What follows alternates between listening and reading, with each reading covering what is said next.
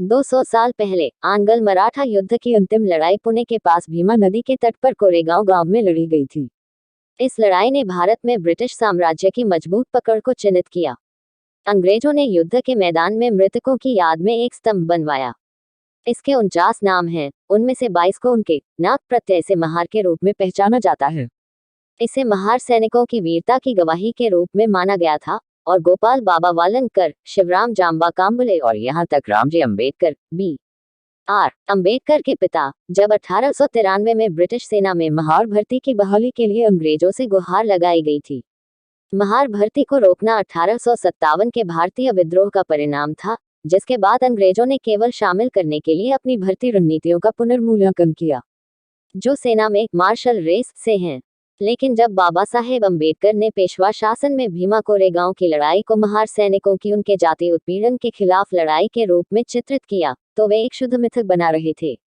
चूंकि आंदोलनों को बनाने के लिए मिथकों की आवश्यकता होती है, Isalion hon syada isaki avasyakata kotabadeka. Lekina eka sadi ki bada jaba yaha eka adara tihasa mem jama jata hi ora dalatum ko eka pahakanavadi daladali bumi mem dekela dita hita yaha eka sintajanaka mamala banajana kahi. Kai dalata sangathanam ni hala hi mem hindutwavadi takatom ki ba hate brahmana sasana. नए पेशवाई पर हमले के अभियान के रूप में इस लड़ाई की 200वीं वर्षगांठ मनाने के लिए एक संयुक्त मोर्चा बनाया।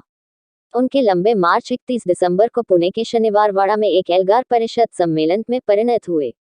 हिंदुत्व की ताकतों से लड़ने का संकल्प निश्चित रूप से प्रशंसनीय है। इस उद्देश्य के लिए इस्तेमाल किया जाने वाला मिथक पूरी तरह से प्रतिकूल हो सकता है, क्योंकि यह पहचान की प्रवृत्ति को मजबूत करता है, जबकि आवश्यकता उन्हें पार करने की है। जहां तक का संबंध है, यह एक तथ्य है कि जब ईस्ट इंडिया कंपनी ने अपनी सैन्य आकांक्षाओं को विकसित किया, तो उसने अनुपातहीन रूप से बड़ी संख्या में दलितों की भर्ती की, शायद उनकी अधिक वफादारी के लिए, और इसलिए भी कि वे सस्ते में उपलब्ध थे। बंगाल में नामशूद्रों, मद्रास में परायों और महाराष्ट्र में महारों की सेना में अनुपातहीन संख्या पाई जाती है। यदि दलित भारत में ब्रिटिश राज की स्थापना में महत्वपूर्ण योगदान का दावा करना चाहते हैं, तो यह इतना गलत नहीं हो सकता है। लेकिन उनके सैनिकों के लिए जाति उत्पीड़न से लड़ने का मकसद दूर की कौड़ी और अनैतिहासिक होगा। ईस्ट इंडिया कंपनी ने एंग्लो मराठा युद्ध की आखिरी लड़ाई से पहले 1757 में प्लासी में पहली लड़ाई से कई लड़ाइयां लड़ी और जीती। जाहिर है, ये सभी पेशवाओं के खिलाफ नहीं थे। उनमें से ज्यादातर हिंदुओं के खिलाफ भी नहीं थे। वे केवल दो शासक शक्तियों के बीच युद्ध थे।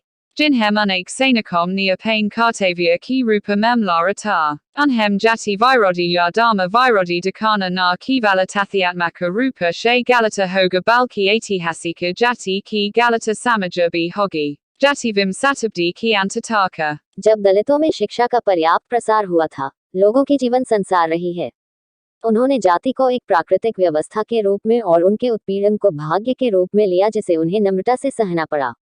अतः जाति के किसी प्रतिरोध का प्रश्न ही नहीं उठता। उनके विरुद्ध शारीरिक युद्ध की बात तो छोड़िए। बहादुरी के ऐसे मिथकों के विपरीत, दलितों द्वारा ब्राह्मणों के उत्पीड़न के खिलाफ किसी भी तरह के जुझारू प्रतिरोध का कोई सबूत नहीं है। युद्धरत सेनाओं के गठन के संबंध में वे विशुद्ध रूप से सांप्रदायिक आधार पर नहीं बने थे, जबकि ब्रिटिश सेना में दलित सैनिक अपेक्षाकृत बड़ी संख्या में हो सकते हैं। ऐसा नहीं है कि वे मुस्लिम या मराठा सेनाओं में मौजूद नहीं थे। समुदायों की तरह सभी जातियों में सभी जातियों का अस्तित्व था। कोरेगांव की लड़ाई में पेशवा पैदल सेना के 3 पंखों में से एक अरब था, जिसने कथित तौर पर सबसे भयंकर लड़ाई लड़ी थी और सबसे ज्यादा हताहत हुए थे। उनकी प्रेरणा क्या हो सकती है? क्या वे चाहते थे कि पेशवा के ब्राह्मण शासन की विजय हो? सच तो यह है कि वे बस अपने आकाओं के लिए सैनिकों की तरह लड़े, जैसे दलितों ने अपने मालिकों के लिए।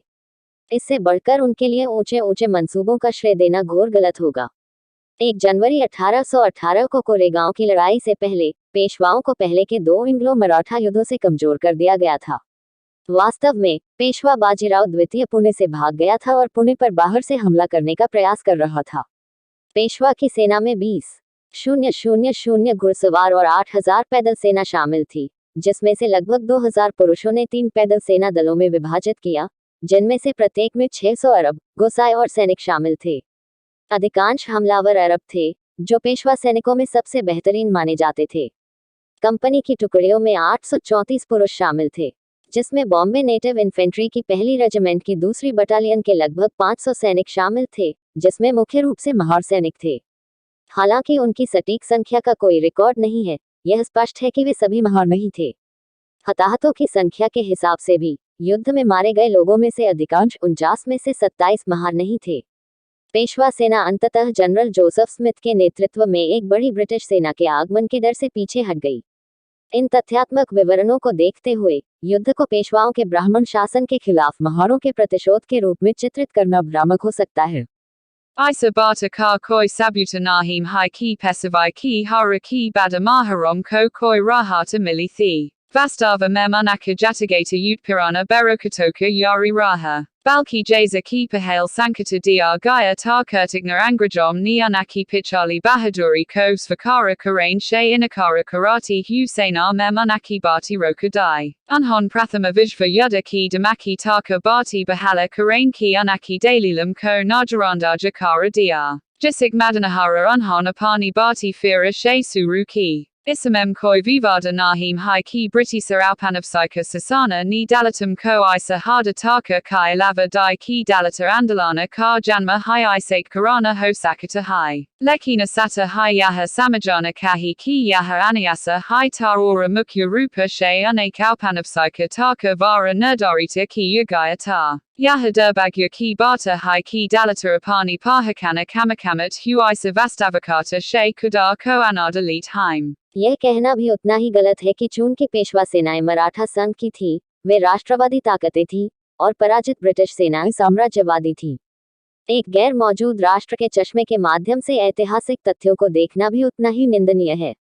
एक भारतीय राष्ट्र की कोई अवधारणा नहीं थी। वास्तव में यह अवधारणा आज भी हमसे दूर है। विडंबना यह है कि भारत अपने आप में ब्रिटिश शासन का एक उपहार है, जिसने उपमहाद्वीप के विशाल भूभाग की राजनीतिक एकता का निर्माण किया है।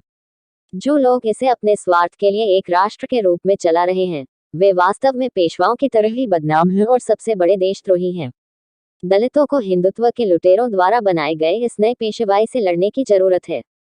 इसके लिए वे पौराणिक अतीत में शुतुरमुर्ग की तरह देखने और उनकी महानता की कल्पना करने के बजाय वास्तविकता को देखने के लिए अपनी आंखें खोलते हैं।